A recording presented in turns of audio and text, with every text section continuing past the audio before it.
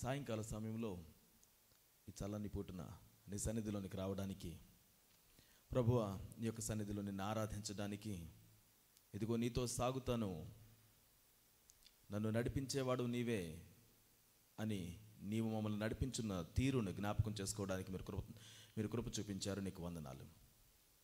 ఈ సమయంలో ప్రభువా నీ వాక్యం నుంచి మేము నేర్చుకుంటుండగా మీరు మాకు నేర్పించండి, మాతో మాట్లాడండి, మమ్మల్ని నడిపించండి. ముందున్న సమయాన్ని మీ చేతులకు అప్పగించుకుంటూ యేసుక్రీస్తు నామములో ప్రార్థించి అడిగి వేడుకొనుచున్నాము తండ్రి, ఆమేన్. వండర్ఫుల్. దేవుని యొక్క వాక్యంలో నుంచి నేర్చుకోవడానికి మనం సిద్ధపడదాం.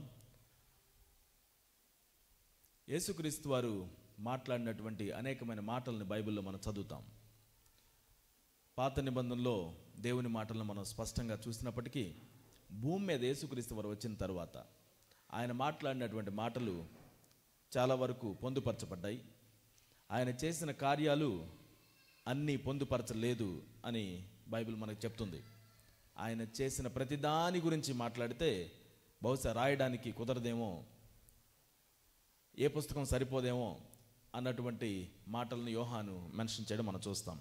అయితే ఈ యొక్క ఈవినింగ్ సర్వీసెస్లో రాబోయే కొన్ని వారాలు యేసుక్రీస్తు వారి యొక్క మాటలను మనం ధ్యానం చేయడానికి మనం సిద్ధం చేసుకుందాం. యేసుక్రీస్తు వారు భూమి మీదకి వచ్చినప్పుడు ఆయన మాట్లాడినటువంటి మాటల్లో ప్రధానమైనటువంటి, లేకపోతే ఆయన మాట్లాడినటువంటి మాటలన్నీ ప్రధానమైనవి, ఆ మాటల్లో నుంచి కొన్నిటిని మనం అర్థం చేసుకోవడానికి ప్రయత్నించుదాం. ఈరోజు ఆయన భూమి మీదకి వచ్చినప్పుడు మాట్లాడిన మొట్టమొదటి మాట, రికార్డ్ చేయబడినటువంటి మాట ఏదని మీరు అనుకుంటున్నారు? యేసుక్రీస్తు వారి భూమి మీదకి వచ్చిన తర్వాత ఆయన మాట్లాడినటువంటి మాటల్లో రికార్డ్ చేయబడినటువంటి, బైబిల్లో భద్రం చేయబడినటువంటి మాటలు మొట్టమొదటిగా ఏవి మెన్షన్ చేయబడ్డాయి? ఎనీబడి?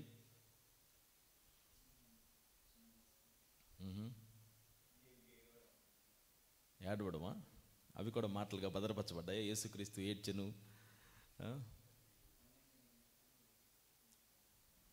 Yes, very good. ఆ ప్యాసేజ్ దగ్గరికి వెళ్దాం. లూకాసు వార్త 2వ అధ్యాయం. లూకాసు వార్త 2వ అధ్యాయం 41వ వచనం నుంచి 52వ వచనం వరకు మనం చదువుకుంటూ ఈరోజు దాన్ని ధ్యానించడానికి సిద్ధం చేసుకుందాం. పస్కా పండుగప్పుడు ఆయన తల్లిదండ్రులు ఏటేటా యెరూషలేమునకు వెళ్ళుచుండువారు. ఆయన 12 ఏండ్ల వాడై ఉన్నప్పుడు ఆ పండుగను ఆచరించుటకై వాడుక చొప్పున వారు యెరూషలేమునకు వెళ్ళిరి. ఆ దినములు తీరిన తరువాత వారు తిరిగి వెళ్ళుచుండగా బాలుడైన యేసు యెరూషలేములో నిలిచెను. ఆయన తల్లిదండ్రులు ఆ సంగతి ఎరుగక ఆయన సమూహములో ఉన్నాడని తలంచి ఒక దిన ప్రయాణము సాగిపోయి తమ బంధువులలోనూ నెలవైన వారిలోనూ ఆయనను వెదకుచుండిరి. ఆయన కనబడనందున ఆయనను వెదకుచు యెరూషలేమునకు తిరిగి వచ్చిరి. 3 దినములైన తరువాత ఆయన దేవాలయములో బోధకుల మధ్య కూర్చుండి వారి మాటలను ఆలకించుచు వారిని ప్రశ్నలు అడుగుచూ ఉండగా చూచిరి. ఆయన మాటలు వినిన వారందరూ ఆయన ప్రజ్ఞకును ప్రత్యుత్తరములకును విస్మయమొందిరి. ఆయన తల్లిదండ్రులు ఆయనను చూచి మిక్కిలి ఆశ్చర్యపడిరి. ఆయన తల్లి, కుమారుడా, మమ్మును ఎందుకు ఇలాగు చేసితివి? ఇదిగో నీ తండ్రియు నేనును దుఃఖపడుచు నిన్ను వెదకుచుంటిమని ఆయనతో చెప్పగా ఆయన, మీరేల నన్ను వెదకుచుంటిరి? నేను నా తండ్రి పనుల మీద నుండవలెనని మీరెరుగరా అని వారితో చెప్పెను. అయితే ఆయన తమతో చెప్పిన మాట వారు గ్రహింపలేదు. అంతటా ఆయన వారితో కూడా బయలుదేరి నజరేతునకు వచ్చి వారికి లోబడి ఉండెను. ఆయన తల్లి ఈ సంగతులన్నిటినీ తన హృదయములో భద్రము చేసుకొనెను.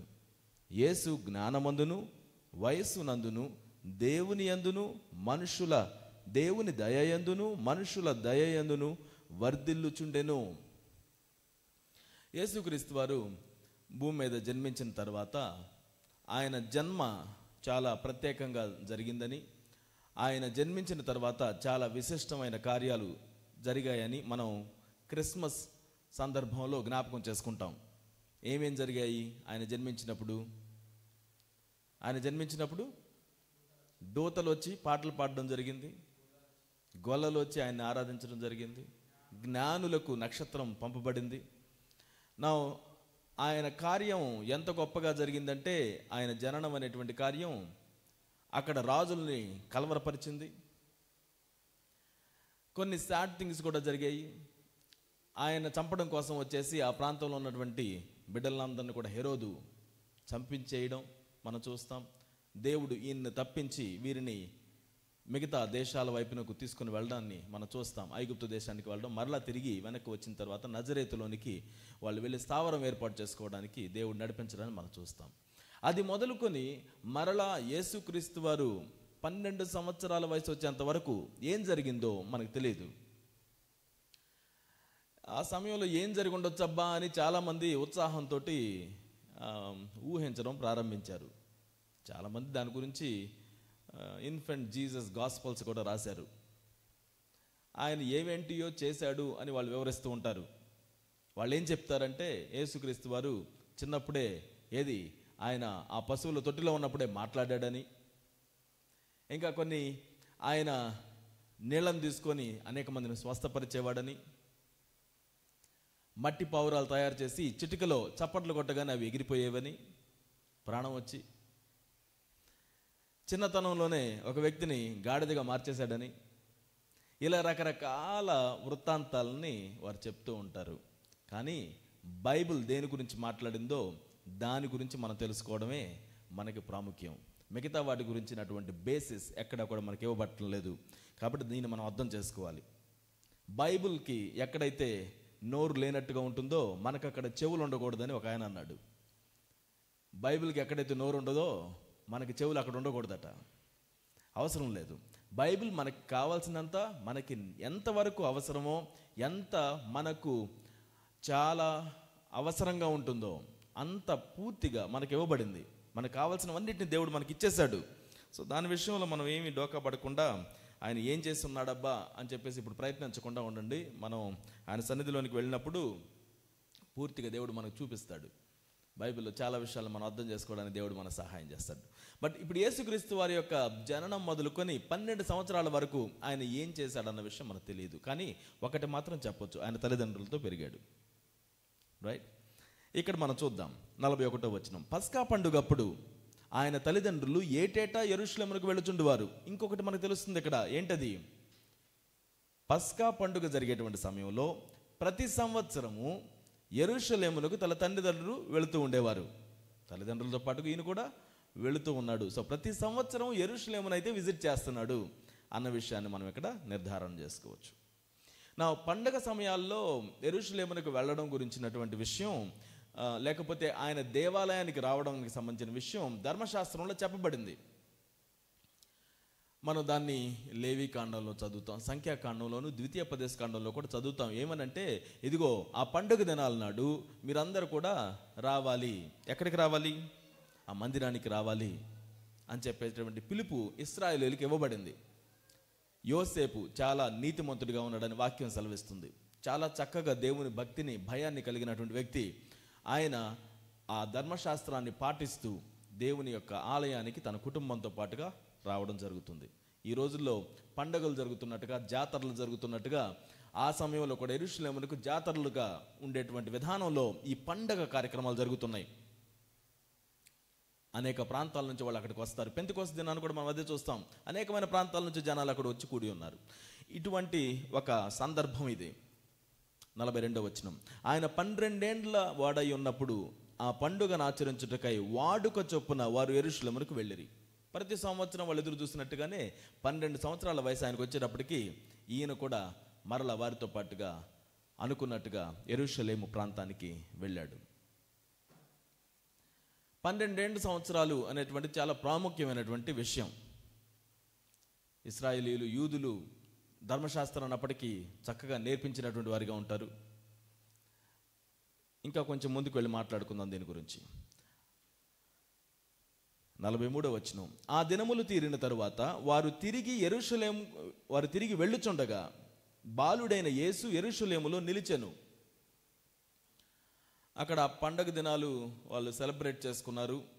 చక్కగా అంతా బాగానే జరిగింది, ఎన్నో గొప్ప మెమరీస్ని తీసుకొని వెళుతున్నారు. అక్కడ అలా జరిగింది, ఇక్కడ ఇలా జరిగింది, అనేకమైనటువంటి మాటలు మాట్లాడుకుంటూ అందరూ ఇంటి పట్టున పట్టారు. అంతమంది, చాలా జనసమూహాలతో కూడినటువంటి ప్రాంతం అది. అందరూ వెళుతుంటే బాలుడైన యేసు మాత్రం యెరూషలేములోనే నిలిచాడట. It's a choice. ఆయన ఏదో తప్పిపోయి ఏం చేయాలో తెలియక ఆగిపోయినటువంటి వ్యక్తి అక్కడ లేడు. ఆయన నిలిచాడు, ఆయన ఆగాడు.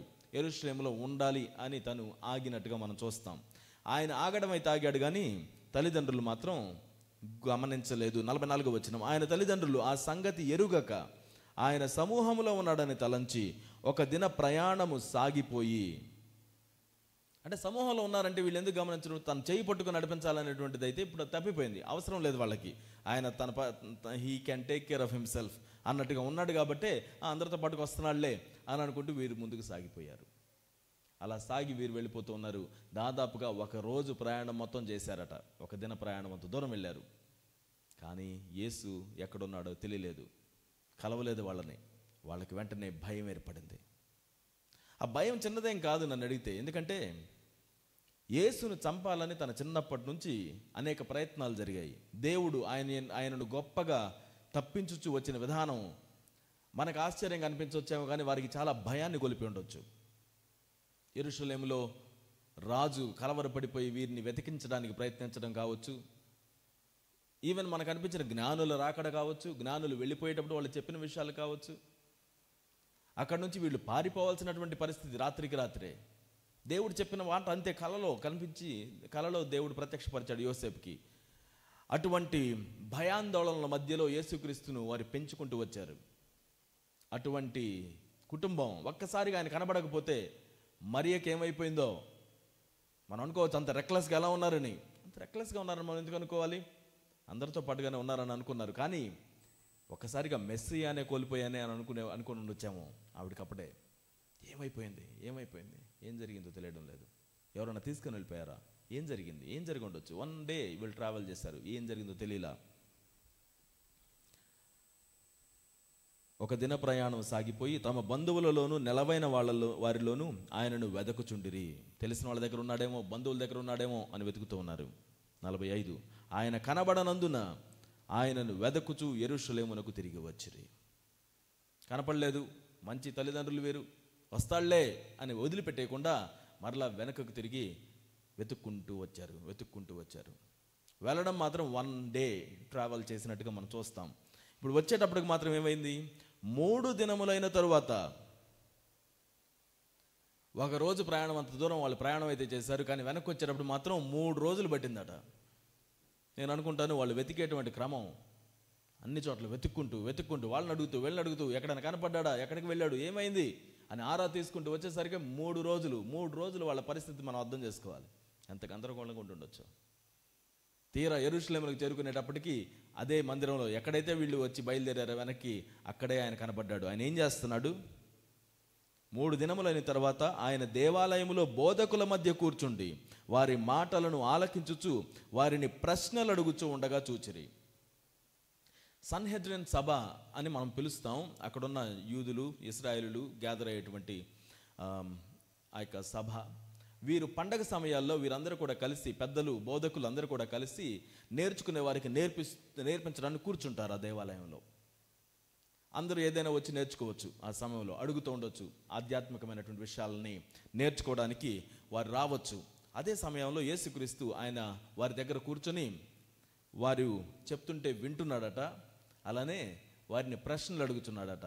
3 రోజులు అలానే కూర్చొని ఉన్నాడు ఆయన. 3 రోజులు 12 ఏండ్ల వయసు ఉన్నటువంటి వ్యక్తి 3 రోజులు అక్కడ కూర్చొని వాళ్ళని అడుగుతూ ఉన్నాడు. వాళ్ళకి చాలా విషయాలు తెలుసు, గొప్పగా తెలుసు. వాళ్ళ చిన్నపిల్లలు ఏం కాదు, గొప్పగా చదువుకున్నటువంటి వారు, పండితులు, వేదాంత పండితులు మనం చెప్పుకుంటాం. అక్కడ ఎవరితో కూర్చున్నాడని చూస్తున్నాం మనం? అక్కడ బోధకులతోటి, బోధించేవారి మధ్యలో కూర్చొని ఆయన వారి మాటలు ఆలకిస్తున్నాడట. వావ్! ఒక చిన్న పిల్లవాడు పెద్ద పెద్ద బోధకుల మధ్యలో కూర్చొని వాళ్ళ మాటలు వింటూ వాళ్ళని క్వశ్చన్స్ అడుగుతూ ఆశ్చర్యపరుస్తున్నాడు. ఇది ఎలా అనిపించవచ్చు అంటే, ఒక మిడిల్ స్కూల్ పిల్లోడు కనుక వచ్చి ఒక రాకెట్ సైంటిస్ట్ దగ్గరకు వచ్చి ఫిజిక్స్ నేర్పిస్తున్నట్టు ఉంటుంది, ఫిజిక్స్ క్వశ్చన్స్ అడుగుతున్నట్టు ఉంటుంది. ఎలా ఉంటుంది అది? కాకపోతే ఈయనకున్న అడ్వాంటేజ్ ఏంటంటే, ఈయన ఆ ధర్మశాస్త్రాన్ని రాసినటువంటి వ్యక్తితో సంబంధాన్ని కలిగి ఉన్నాడు. ఈయనకి తెలుసు అదేంటో, ఈయనకి తెలుసు రచయిత ఏంటో, ఆ రచయిత ఏం చెప్తున్నాడు ఈయనకి తెలుసు.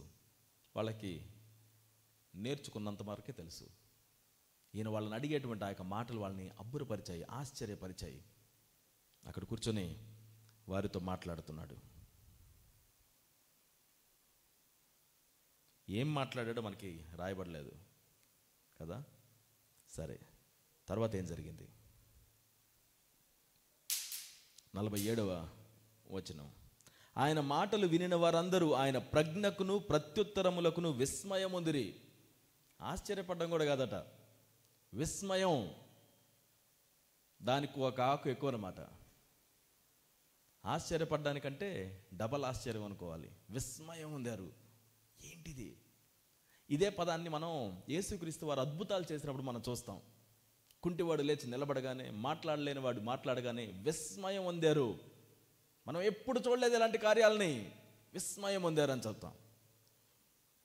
ఆయన మాట్లాడినప్పుడు ఆయన ప్రజ్ఞకు, ఆయన అడిగిన ప్రశ్నలకు, ఆయన చెప్పిన ఉత్తరాలకు వీరందరూ కూడా విస్మయం పొందారట. ఏం చేయాలో తెలియడం లేదు వాళ్ళకి. ఎలా సాధ్యమవుతుంది? 12 సంవత్సరాల వయసు ఉన్నటువంటి ఒక బాబు ఇంత చక్కగా ఎలా మాట్లాడగలుగుతున్నాడు, ఎలా ఆలోచించగలుగుతున్నాడు, ఎలా తెలుసు ఇతనికి? మనకి బోధకులు కూడా తెలియనటువంటి విషయాలు అన్నట్టుగా వారందరూ కూడా విస్మయం పొందుతున్నారు. 48వ వచనం. ఆయన తల్లిదండ్రులు ఆయనను చూచి మిక్కిలి ఆశ్చర్యపడిరి. వీళ్ళకి మాత్రం విస్మయం కాదు కానీ ఆశ్చర్యం వచ్చింది. వీళ్ళకి తెలుసు వీళ్ళ కుమారుడు ఎవరో, అది కాసేపటికి మనకు దానికి అర్థమవుతుంది. కానీ ఆయన అక్కడ కూర్చొని చేసేటువంటిది బహుశా ఫస్ట్ టైం చేస్తున్నాడేమో. బోధకుల మధ్యలో కూర్చొని వారితో ప్రశ్నలు అడగడం, ఇవన్నీ చేయడం. ఆశ్చర్యపడ్డారు. మామూలుగా అయితే కోప్పడ్డం, వాళ్ళు చూసి రిలాక్స్ అవ్వడం అలా ఉండాలేమో కదా. కానీ వీళ్ళు ఆశ్చర్యపడ్డారట.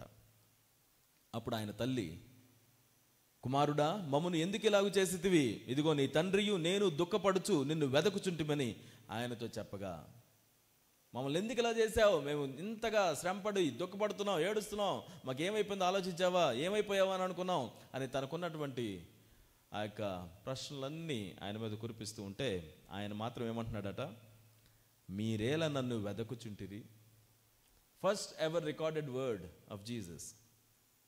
మీరేలా నన్ను వెదకుచుంటిరి, నేను నా తండ్రి పనుల మీద ఉండవలనని మీరెరుగరా. 1వ నెంబర్ రాసి ఉంటుంది కింద, మనం చూస్తాం తెలుగు బైబిల్లో, నేను నా తండ్రి మందిరములో ఉండవలనని మీరెరుగరా. మీరేలా వెతుకుచుంటిరి నన్ను. ఆశ్చర్యంతో కూడినటువంటి ప్రశ్న. వచ్చి, మేము ఇంత బాధపడుతున్నావు, నీకేం లేదా, ఏంటి సంగతి అని అంటే, నన్ను ఎందుకు వెతుకుతున్నారు మీరు?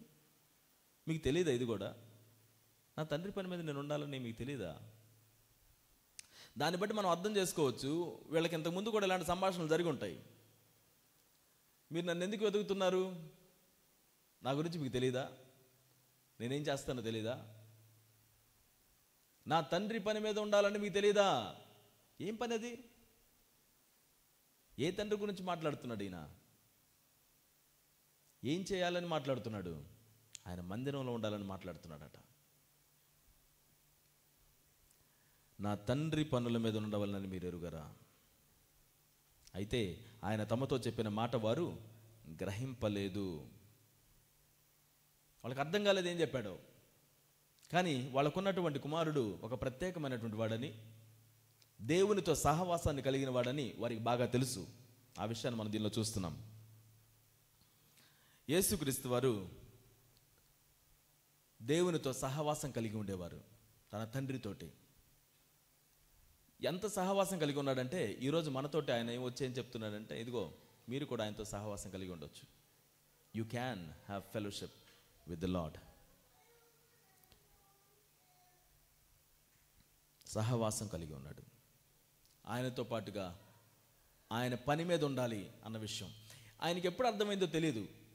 ఆయన జన్మించిన తర్వాత ఎప్పుడు ఇదిగో నా ముందున్నటువంటి యోసేపు మరియా వీరిద్దరూ నా తల్లిదండ్రులుగా దేవుడు అప్పగించాడు, కానీ నేను పరలోకపు తండ్రి యొక్క కుమారుణ్ణి, ఆయన పనుల మీద నేను ఉండాలి అన్న విషయం ఆయనకి ఎప్పుడు అర్థమైందో మనకు తెలియదు. కానీ ఈ సమయం అయితే కాదు, ఆ దేవాలయంలోకి వెళ్ళినప్పుడు ఇప్పుడు ప్రత్యక్షపడింది అన్నది కాదు. ముందు నుంచి ఆయనకి తెలుసు, ఎప్పుడో ప్రారంభమైంది.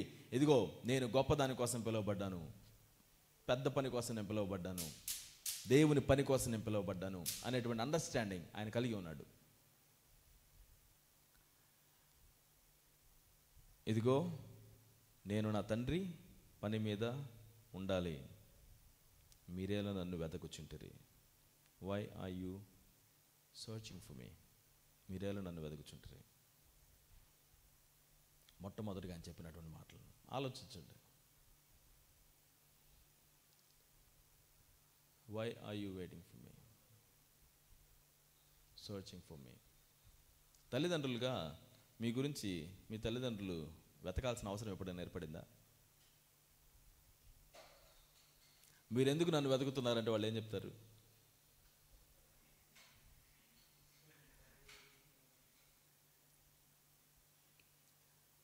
బహుశా వాళ్ళు మనల్ని ఏమనుకుంటారు, ఎక్కడ తప్పిపోయాడు, ఎక్కడ పాపం ఏడ్చుకుంటూ ఉంటుంటాడేమో, తనకు తను హాని చేసుకుంటాడేమో.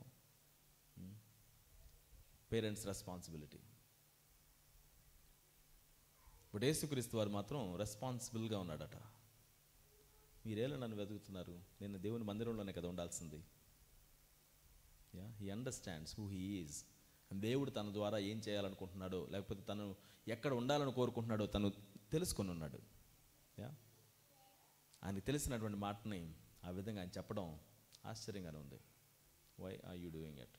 నేను మర్చిపోయాను, అలా ఏం లేదు. Why are you doing it? అది మీరు వెళ్ళిపోయారు కదా నన్ను వదిలేసి, అదేం లేదు. I must be here, I must be here. తర్వాత ఏం జరిగిందో చూద్దాం. వారికైతే అర్థం కాలేదు ఆయన ఏం చెప్పాడు. 51. అంతటా ఆయన వారితో కూడా బయలుదేరి నజరేతునకు వచ్చి వారికి లోబడి ఉండెను. ఇది ఎంత పెద్ద మాట ఇది. వారితో పాటుగా వెనక్కి నజరేతుకు వచ్చేసాడట, గ్రామానికి. నజరేతు గ్రామానికి వచ్చి వారికి ఏమై ఉండెను? లోబడి ఉండెను. God of the haven, the prince of the haven, Mariya యోసేపు లాంటి సాదా సీదా తల్లిదండ్రులకి లోబడి ఉన్నాడట. ఈ రోజుల్లో ఉన్నటువంటి తరం ఏమని అడుగుతారు? నీ మాట నేను వినాలా? నువ్వే నా మాట విను. నీకంటే నాకు తెలివి ఎక్కువ, నీకంటే నాకు జ్ఞానం ఎక్కువ, నీకేం తెలియదు, నా మాట నువ్వే విను. నీ మాట నేను ఎందుకు వినాలి? నీకు నేను ఎందుకు లోబడాలి? నేను విన్నావు. మొండితనం కనపడుతూనే ఉంటుంది. బాలుడికి పుట్టగానే వస్తాడు అది. పువ్వు పుట్టగానే పరిమళిస్తుందని చెప్పుకుంటాను చూడండి. పరిమళం ఏమో కానీ మొండితనం మాత్రం పొడ చూపుతుంది. అందరికీ ఉంటుంది అది. పుట్టుకతోటే మూర్ఖత్వం వచ్చేస్తుందట. కానీ ఈయన మాత్రం లోబడి ఉన్నాడట. వావ్, లోబడి ఉండను. ఆయన తల్లి ఈ సంగతులన్నిటిని తన హృదయంలో భద్రం చేసుకున్నాను. మరీకి ఏం జరుగుతుందో పూర్తిగా తెలీదు. ఆయన కుమారుని ఇస్తానన్నాడు, ఇచ్చాడు. ఆయన ఏం చేస్తాడో తెలీదు. మందిరంలోకి తీసుకెళ్తే చిన్నప్పుడే ఒక ముసలాయన వచ్చి, అమ్మా నీ హృదయంలో కత్తి దూసుకుపోతుంది అని అంటాడు. ఏం చేయాలో తెలీదు. తన హృదయంలో మాత్రం దాచిపెట్టుకుందట. ఇప్పుడు వచ్చేసి ఆయన, ఎందుకు వెతుకుతున్నాను నన్ను, నేనేం చేయాలో మీకు తెలీదా అని అంటున్నాడు. నాకు అర్థమవుతుందా? అసలు నాకు దేవుడిచ్చినటువంటి కుమారుడు ఎలాంటి వాడు నాకు అర్థమవుతుందా? ఆ తల్లి తన హృదయంలో పెట్టుకుంటుందట ఆ మాటల్ని. ఇటువంటి సిమిలర్ ఎగ్జాంపుల్ని మనం యాకోబు గురించి మనం చదువుతాం పాత నిబంధనలో. యోసేపు తండ్రి యాకోబు, ఆయన వచ్చి కళలు చెప్తుంటే ఆ కళల గురించి మిగతా వాళ్ళందరూ కూడా కోప్పడిపోతున్నారట. ఒకరోజు కళ వచ్చింది, తన అన్నలు వచ్చేసి మేమంతా వాడికి నమస్కారం చేస్తామంట, వాడు అలాంటి కళ్ళగా అంటున్నాడు చూడు అంటుంటారు. ఏం బాబు, ఏమో నాకు కళ వచ్చిందండి. తర్వాత రోజు ఇంకో రోజు వచ్చి కళ చెప్తే ఆ కళ వచ్చి, ఇదిగో మొన్న నేనంటే నువ్వేం చేయలేదుగా, ఇప్పుడు వచ్చి చెప్తున్నాడు మేము కాదు నువ్వు తల్లి అందరూ వచ్చి నమస్కారం చేస్తారట. ఏం చేయాలి? యాకోబుకి ఏం చేయాలో తెలీదు. వాక్యం ఏం చెప్తుందంటే యాకోబు వాటన్నిటినీ భద్రం చేసుకున్నాడట, గుర్తుపెట్టుకున్నాడట, మనసులో పెట్టుకున్నాడట. ఇక్కడ మరియా ఆ విధంగా తన మనసులో భద్రం చేసుకుంది. తర్వాత ఆయన అప్పటి నుంచి మొదలుకొని 30 సంవత్సరాల వరకు ఏం చేశాడో మనకు తెలియదు, కానీ వెనక్కి వెళ్ళి మాత్రం తను ఖచ్చితంగా ఏదో చేశాడు. తన తల్లిదండ్రులతో పాటుగా లోబడి ఉన్నాడు. కొంతమంది చెప్తారు ఆయన అక్కడ లేడు, ఆయన భారతదేశం వచ్చాడు, ఆయన ఇంకో చోటుకి వెళ్ళాడు, ఆయన మరో చోటుకి వెళ్ళాడు, అది అన్నీ చెప్తారు. కానీ వాక్యం చెప్తుంది ఆయన వెనక్కి వెళ్ళి నజరేతులో వారికి లోబడి ఉన్నాడంట. వాళ్ళు పంపించేవాళ్ళు. వాళ్ళు ఎలా కనపడ్డారు వాళ్ళు? అయితే యేసు జ్ఞానవంతును, వయస్సునందును, దేవుని దయయందును, మనుషుల దయయందును వర్ధిల్లుచుండెను. ఈరోజు ఈ వృత్తాంతంలో నుంచి నేను 3 విషయాలను మనం గుర్తించాలని నేను ఆశపడుతున్నాను. వాటితో మనం ముగించుకుందాం. మొట్టమొదటిది, యేసుక్రీస్తు వారు పరలోకపు తండ్రితో సహవాసాన్ని కలిగి ఉన్నాడు. ఇది మనం గుర్తిస్తున్నాం. నా తండ్రి పని మీద నేను ఉండాలి, నా తండ్రి ఎవరో నాకు తెలుసు. ఈరోజు మనకి మన తండ్రి ఎవరో తెలుసా? మన సృజించిన సృష్టికర్తే మనకు తండ్రి అని మనకు అర్థమవుతుందా? మిమ్మల్ని మీరు సృజించుకోనలేదు, నేనే మిమ్మల్ని సృజించాను. ఆయన మనల్ని సృజించాడు. ఆయన మేపే గొర్రెలం మనం. ఆయన కలుగు చేసినటువంటి వారి మనం. ఆయన తన రూపంలోనూ తన పోలిక చొప్పున మనల్ని తయారు చేసి ఉన్నాడు. కాబట్టి నేను దేవుని కుమారుణ్ణి అని అర్థం చేసుకోవాలని దేవుడు ఆశపడుతున్నాడు. ఎంతగా అంటే శిష్యులు వచ్చి నాకు ప్రార్థన నేర్పించు ప్రభు అంటే ఆయన అంటాడు, పరలోకమందున్న మా తండ్రి అని పిలవడం ప్రారంభించంటాడు. అది చాలా కష్టతరమైంది వాళ్ళకి. ఎందుకంటే దేవుడు అనగానే ఒక భయపెట్టే ఫిగర్గా వాళ్ళు ఆలోచిస్తారు. మోషే ధర్మశాస్త్రంలో దేవుడు మాట్లాడుతుంటే, మోషే నువ్వు మాట్లాడుకో, నువ్వు విను, మాకు వచ్చి చెప్పు, మేము మాత్రం భరించలేము అన్నంత బలమైనటువంటి దేవునిగా వారు దేవుని చూసి దూరంగా ఉంటారు. వాళ్ళ పాపాల గురించి చెప్పుకుంటుంటారు, దేవుని సన్నిధిలోకి వచ్చి అంతే. కానీ దేవునితో ఒక పర్సనల్ రిలేషన్షిప్ ఏ యూదునికి కానీ ఇశ్రాయేలునికి కానీ మనకు తొందరగా కనపడదు. ఇక్కడ ఆయన వచ్చి చెప్తున్నాడు, నువ్వు ప్రార్థించేటప్పుడు ఏం చేయాలి? పరలోకమందున్న మా తండ్రి, ఆయన తండ్రిగా నువ్వు గుర్తించాలని ఆశపడుతున్నాడు. Just as he recognised the relationship with the father very early on. అందుకే బాల్యమునందే సృష్టికర్తను స్మరణకు తెచ్చుకోవడం మేలు. బాల్యమునందే, ఇప్పుడే కదా పెద్దోడైనప్పుడు నేర్చుకుంటాడులే. ఏమండి, బాలుడు నడవలసిన త్రోవను వానికి నేర్పు, పెద్దవాడైనప్పుడు దాని నుంచి తొలగిపోడు. తర్వాత తెలుసుకోవడం కాదు. ఇదిగో మేము నిన్ను కన్నాం, తల్లిదండ్రులు మనం గుర్తించాల్సిన విషయం, మేము నిన్ను కన్నాం, కానీ దేవుడు నిన్ను పంపించాడు. ఆయన యొక్క ఆలోచన నుంచి నువ్వు ఉద్భవించావు, దేవుడు నిన్ను సృష్టించాడు అన్న విషయం మనం గుర్తించాలి. మన పిల్లలకి తెలియచేయాల్సినటువంటి అవసరం ఉంది. దేవుడు నీ కోసం ప్లాన్స్ కలిగి ఉన్నాడని గుర్తుపెట్టుకో. ఆయన పనుల మీద నేను ఉండాలి అని ఆలోచించాడట. ఆయనతో సంబంధాన్ని కలిగి ఉన్నప్పుడు ఆయన నీకు తెలియజేస్తాడు, I have plans for you. నేను నిన్ను నడిపిస్తాను, నేను నిన్ను నేర్పిస్తాను, నిన్ను గొప్ప వాటిని చేయడానికి నేను పిలిచాను. ఆయన తెలియజేస్తాడు. వేటి నిందు నువ్వు అభివృద్ధి పొందాలో ఆయన తెలియజేస్తాడు. ఇక్కడ ఆయన చెప్తున్నాడు, నేను ఆలయంలో ఉండాలి కదా. Is this not what I'm called for? ఆలయంలో ఉండాలి కదా. దాన్ని మనం డెవలప్ చేసుకోవడానికి ఇష్టపడదాం. తండ్రితోటి సహవాసాన్ని డెవలప్ చేసుకోవడం. నువ్వు నిజంగా ఆయనతో సహవాసాన్ని డెవలప్ చేసుకుంటే సరి అయిన సమయానికి దేవుడే నిన్ను పైకి లేవనెత్తుతాడు. సరి అయిన సమయానికి దేవుడు నిన్ను పిలుస్తాడు, నడిపిస్తాడు. రెండవ విషయం, ఆయన ఆ రోజు వారితో పాటుగా వెళ్ళి నజరేతుకు వెళ్ళిపోయాడట తన తండ్రి పనుల మీద ఉండడానికి. ఇప్పుడు ఇద్దరి పనులను కూడా ఆయన ప్రారంభించాడని నేను నమ్ముతాను. ఒకటి, తన పరలోకపు తండ్రి పని. ఆ రోజు కూర్చొని మాట్లాడడం, బోధించడం, అడగడం, విస్మయపరచడం ప్రారంభించాడు 12 సంవత్సరాల వయసులో. Very crucial thing. ఎందుకంటే యూదులకు 12 సంవత్సరాల వయసు వచ్చినప్పుడు వాళ్ళ తండ్రి యొక్క బిజినెస్ని వెళ్ళు టేక్ ఓవర్ చేసుకోవడం ప్రారంభిస్తారు. అంటే ఆ ట్రేడ్ని నేర్చుకోవడం స్టార్ట్ చేస్తారు. ఇటువైపు యోసేపు యొక్క ట్రేడ్ కార్పెంటరీ నేర్చుకోవడం ప్రారంభించాడు. వెళ్ళి తనకు లోబడి పనిచేయడం ప్రారంభించాడు.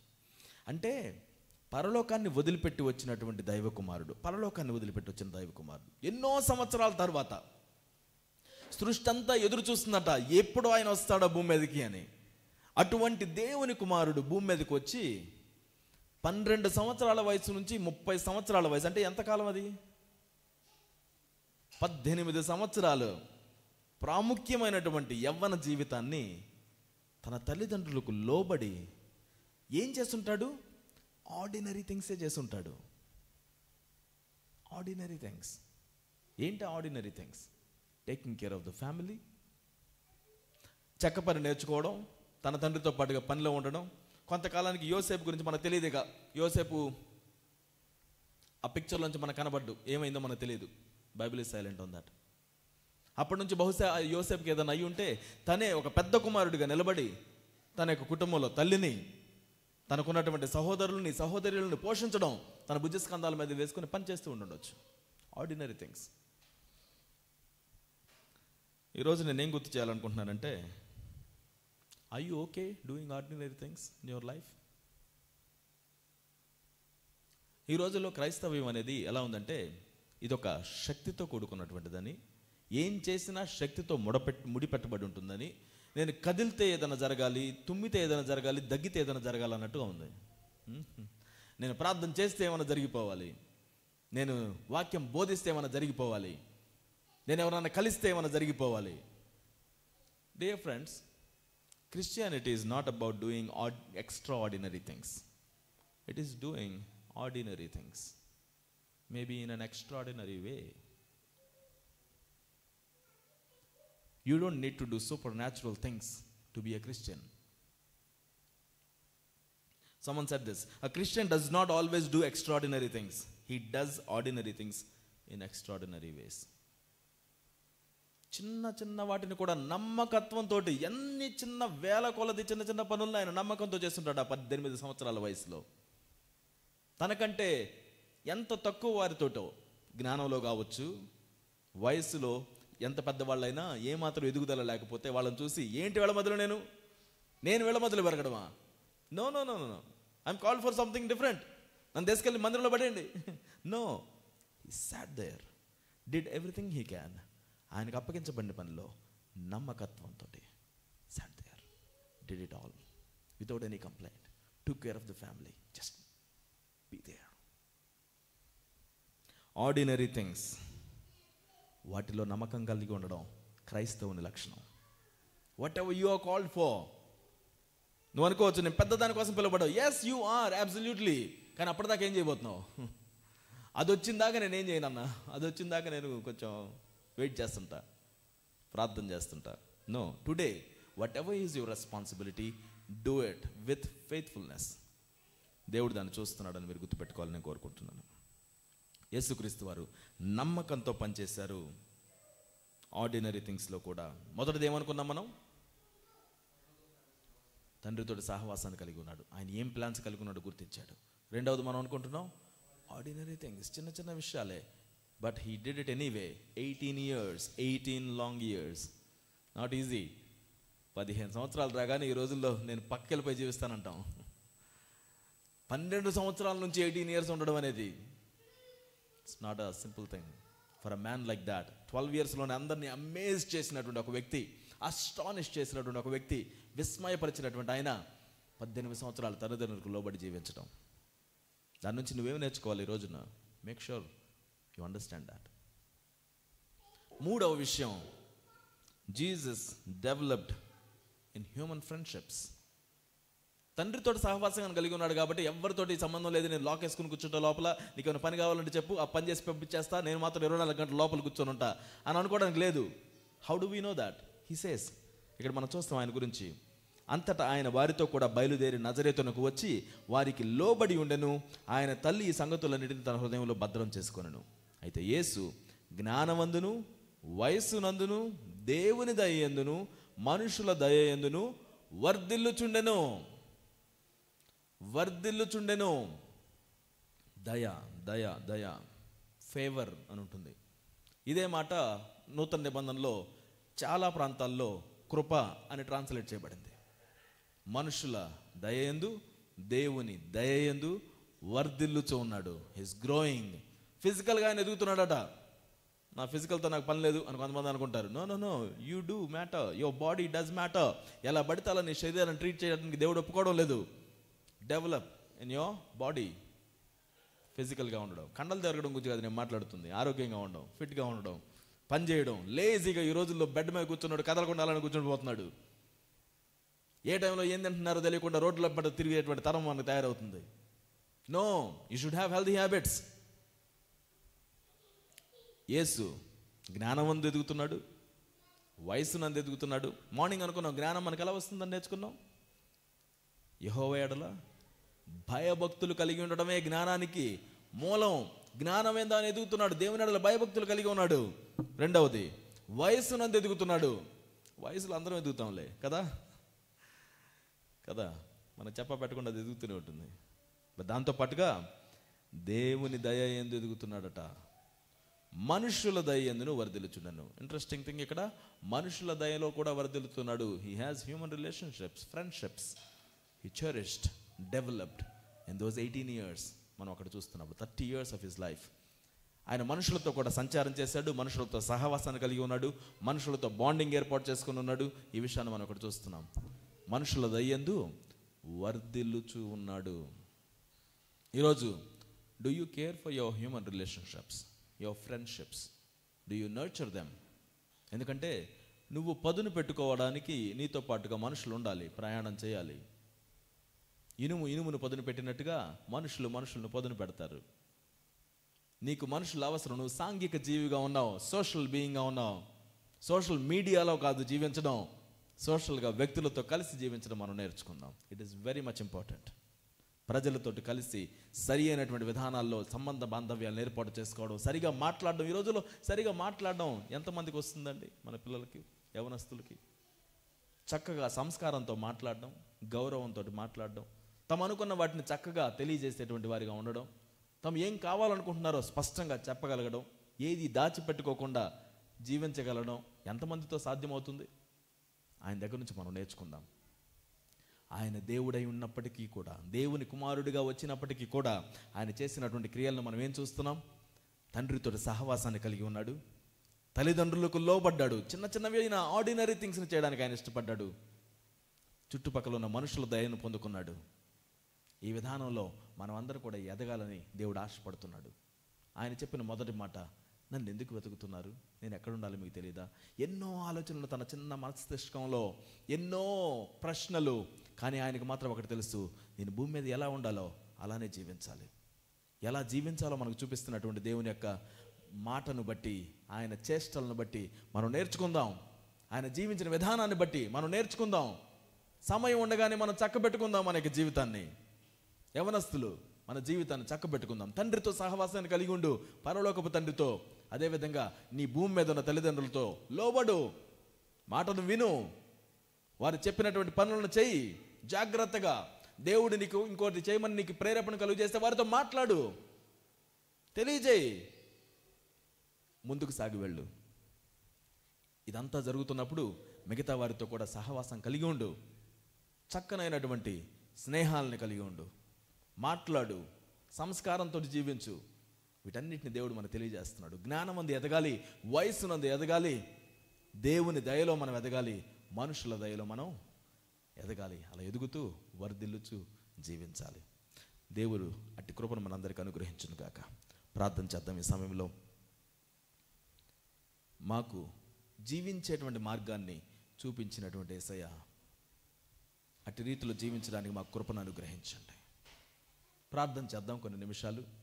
ఈ వాక్యం వింటున్నటువంటి నీవు, లైవ్లో వింటున్నా లేకపోతే ఇక్కడ వింటున్నప్పటికీ, మేక్ ష్యూర్ నిన్ను నువ్వు పరీక్ష చేసుకో. నీవు యేసు ఎదిగినటువంటి క్రమంలో ఎదుగుతున్నావా లేదా అనే విషయాన్ని జాగ్రత్తగా చూసుకో. ప్రార్థన చేసుకుందాం. నిన్ను నువ్వు స్వపరీక్ష చేసుకో. తండ్రితోటి సహవాసాన్ని కలిగి ఉన్నావా? పరలోకపు తండ్రితోటి ఎటువంటి సహవాసాన్ని కలిగి ఉన్నావు? ఆయనతో కుమారుడు, కుమార్తె సహవాసాన్ని కలిగి ఉండాలని ఆయన ఆశపడుతున్నాడు. అట్టి రీతిలో నీవు నేను ఉండాలని ఆయన కోరుకుంటున్నాడు. సమయాన్ని తీసుకొని, దేవా నేను నీతో సహవాసం చేస్తాను, ఆయన నీ వాక్యంతో సహవాసం చేస్తాను, నీ సన్నిధానంలో కూర్చుంటాను. 12 సంవత్సరాల వయసులో యేసుక్రీస్తు వారు ఎంత చక్కనైన సహవాసం చేశారంటే, బోధకులు అబ్బురపోయేటట్టుగా వాక్యాన్ని ఎరిగిన వానిగా తనున్నాడు. అటు కృపను దేవుడు మనందరికీ అనుగ్రహించాలని ఆశపడదాం. ప్రార్థన చేద్దాం, ప్రార్థన చేద్దాం. ఈరోజు నీవు లోబడే వ్యక్తిగా ఉన్నావా? నీ ముందున్నటువంటి పెద్దలు, నీ ముందున్నటువంటి తల్లిదండ్రులు, దేవుడు ఒక బాధ్యతను వారికి అప్పగించి నిన్ను వారి యొక్క సమక్షంలో ఉంచాడు. నువ్వెక్కడ ఉన్నావో అక్కడ ఉండాలని దేవుడు కోరుకుంటున్నాడు. మనం అర్థం చేసుకుందాం ఈ విషయాన్ని. నువ్వెక్కడ జీవించాలని దేవుడు ఆశపడుతున్నాడో అక్కడే నువ్వు ఉన్నావు ఇప్పుడు. అది నీకు అర్థమైనా నీకు అర్థం కాకపోయినా, నేను ఎక్కడ కాదు ఇంకెక్కడో పుట్టి ఉండాల్సింది, ఈ కుటుంబంలో కాకపోతే ఇంకొంచెం బాగుండేవాడినేమో, నేను బాగుండేదాన్నేమో. నో నో నో నో నువ్వు ఎక్కడ ఉండాలని దేవుడు ఆశపడుతున్నాడు అక్కడ నువ్వు ఉన్నావు. బట్ దేవుడు నిన్ను అక్కడే ఉంచడు. ఆయన గొప్ప ప్రణాళికలను కలిగి ఉన్నాడు. నజరేతులో ఉన్నటువంటి యేసుక్రీస్తు నేను గొప్పవాడిని అవుతానని ఎవరితోనో చెప్తే అందరు ఏమని ఉండేవారు తెలుసా? బాబు నువ్వు ఏ ఊర్లో పుట్టావు తెలుసా? నజరేతులో నుంచి ఏదైనా మంచిది వస్తుందా? కెనాట్. నజరేతుకున్నటువంటి చెడ్డ పేరు అది. ఆ ఊర్లోంచి మంచిది ఏది రాదు బాబు అనే అంతగా చెడ్డ పేరు ఉన్నటువంటి, ఏ మంచి లేనటువంటి ఒక ప్రాంతంలో నుంచి నేను గొప్పవాడిని అవుతాను, లోక పాపాలని మోసుకొని పోయే దేవుని గొర్రెపిల్లను అవుతాను, అందరిని నేను రక్షిస్తాను ఒకానొక రోజున, ప్రతి మోకాలు నా ముందు వంగుతుంది, ప్రతి నాలుక నన్ను ప్రభువాన్ని పొగుడుతాయి అని ఆయన చెప్తే ఎంతమంది దాన్ని నమ్మి ఉండేవారు? No. Even then he did that same. He obeyed the Lord and he continued there. అనేక మందికి బోధించాలన్న పిలుపుని కలిగిన వ్యక్తి కార్పెంటర్ పని చేసుకోవడం ఏంటి? ఈరోజు అనుకోవచ్చు మనం, నేను ఇదిగో పలాని దాన్ని చేయడానికి కదా పిలువబడ్డాను, పలాని దాన్ని కదా చేయడానికి నేను ఆసక్తి కలిగి ఉన్నాను, మరి నేను ఇప్పుడు చేసేదేంటి? దేవుడు నిన్ను అక్కడ పెట్టాడు, అర్థం చేసుకో. Develop there. నమ్మకత్వాన్ని ప్రదర్శించు, ఆయనతో పాటుగా ఉండు, ఆయన చెప్పినంతకాలం ఉండు, నడిపించినంతకాలం ఉండు, నమ్మకంగా చేయి పరిచర్యను, నమ్మకంగా చేయి నీ పనిని, నమ్మకంగా చదువుకో. అది ఎలా వాడబడుతుందో అది తర్వాత విషయం, అది దేవుడు చూసుకుంటాడు. దేవుడు నిన్ను లేవనెత్తుతాడు. అలా నీవు లేవనెత్తబడినప్పుడు దానికి తగిన వాడిగా నువ్వు ఉంటావు, ఆ తగిన స్త్రీగా నువ్వు ఉంటావు. దేవుడు నిన్ను వాడుకోవడానికి ఇదిగో సిద్ధము కలిగినటువంటి పాత్రగా నువ్వు జీవించబోతున్నావు. అదంతా కూడా ఉన్న దగ్గర నమ్మకత్వాన్ని కలిగి ఉండడం దగ్గరే ప్రారంభమవుతుంది.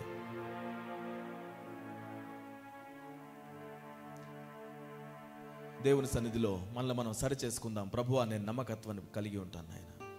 Ordinary things I'll do them in extraordinary way. ఇంత నమ్మకంగా కూడా ఉండొచ్చా అన్నంతగా నేను చేస్తాను ప్రభువా. తీర్మానం చేసుకుందాం. And how are you maintaining your human relationships? How are your friendships?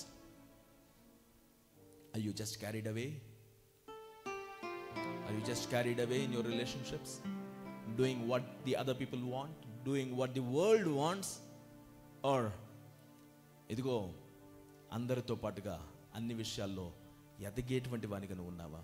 నిన్ను నువ్వు ఎదిగింప చేసుకుంటూ మిగతా వారి జీవితంలోనికి జీవాన్ని ప్రకటిస్తూ నడిచేటువంటి వానిగా నువ్వు ఉన్నావా? It matters. నీ చుట్టుపక్కల ఉన్నటువంటి వారికి దేవుని యొక్క మాట చొప్పున నడవడం, ఎగ్జాంపులరీ లైఫ్గా చూపించడం, ఇట్ మ్యాటర్స్. నీ సత్క్రియలను మనుషులు ఎదుట ప్రదర్శించమని దేవుడు అడుగుతున్నాడు. నువ్వు ప్రదర్శించాలి మనుషులు ఎదుట, నీ లోపల నువ్వు చేసుకోవడం కాదు. శోధనలో పడకుండా నేను చాలా జాగ్రత్తగా ఉంటున్నానండి, ఇదిగో పలానా చోట్లకి వెళ్ళను, పలానా వాళ్ళతో మాట్లాడను, చాలా జాగ్రత్త పడుతున్నాను. కాదు. సత్క్రియలను కలిగి జీవించు. సాధారణంగా ఉండేటువంటి జీవితంలో మార్పును దేవుడు నీకు అనుగ్రహిస్తున్నాడు. మెరుగైన జీవితాన్ని దేవుడు నీకు చూపిస్తున్నాడు. ఆ విధంగా మెరుగైన జీవితాన్ని జీవించు. దేవునికి లోబడి ఉందాం, అపవాదిని ఎదిరించుదాం. దేవుడు ఏ విధంగా అయితే మనకు చెప్తున్నాడో అదే విధంగా సహవాసాన్ని కలిగి ఉందాం. మన ఇతరులతోటి మన సహవాసాలని ఇంటెన్షనల్గా డెవలప్ చేసుకుందాం, యేసుక్రీస్తు వారు డెవలప్ చేసుకున్నట్టుగా. ప్రార్థన చేసుకుందాం, మన దేవునికి సమర్పించుకుందాం. అయ్యా, నీ యొక్క బాల్యం నుంచి నువ్వు మాట్లాడినటువంటి మాట ఈరోజు మాకు అర్థం తెలియజేస్తుంది. మేము కూడా అనుకుంటుంటాం, ఎందుకు ఇలా చేస్తున్నారు మా తల్లిదండ్రులు, మమ్మల్ని దేవుడు దేనికో వాడుకోవాలి, దానికో వాడుకోవాలని కూడా నా మీద ఎందుకు ఇలా ప్రవర్తిస్తున్నారు? It's common. But what you have to do? ఆయన చేసిందని మనం చేద్దాం, లోబడి ఉందాం, దేవుని కృపలో వర్ధిల్లుదాం, ఆయన దయను సంపాదించుకుందాం, ఆయన సన్నిధిలో కనిపెట్టి జీవించుదాం, నమ్మకంగా చేద్దాం. చేసిన ప్రతి పనిని కూడా దేవుడు ఒకానొక దినాన్ని నిన్ను పిలుచుకున్నప్పుడు ఇంకొకటి చేయడానికి, ఏదైతే నీ హృదయంలో నువ్వు అనుకుంటున్నావో దాన్ని చేయడానికి యేసుక్రీస్తు విషయంలో ఇదిగో నేను నా తండ్రి పని మీద ఉండాలని తెలియదా? అది చేయడానికి ఒకనొక సమయం ఆసన్నమవుతుంది. అప్పుడు దేవుడిని నడిపిస్తాడు.